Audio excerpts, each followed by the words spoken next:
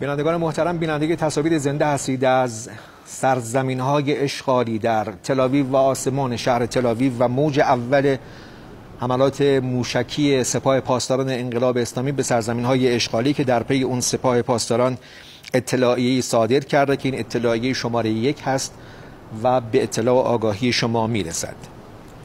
بسم الله الرحمن الرحیم. انا من المجرمین منتقمون.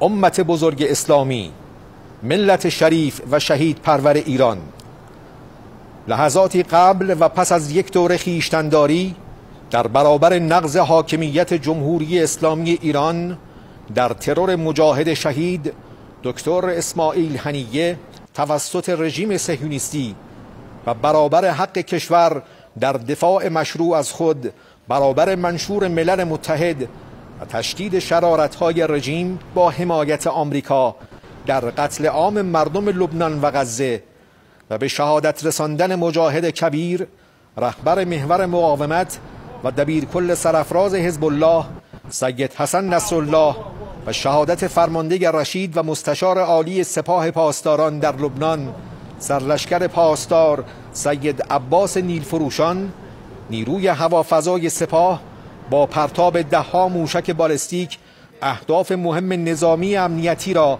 در قلب سرزمین‌های اشغالی مورد هدف قرار داد که جزئیات آن متعاقباً به استحضار خواهد رسید.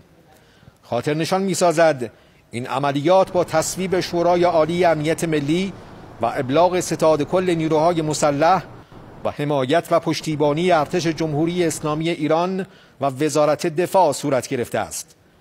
اخطار داده می شود چنانچه رژیم صهیونیستی به این عملیات که منطبق بر حقوق قانونی کشور و قوانین بین المللی است واکنش نظامی نشان دهد، با حملات کوبنده و ویرانگر بعدی مواجه خواهد شد.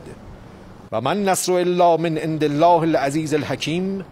روابط عمومی سپاه پاسداران انقلاب اسلامی.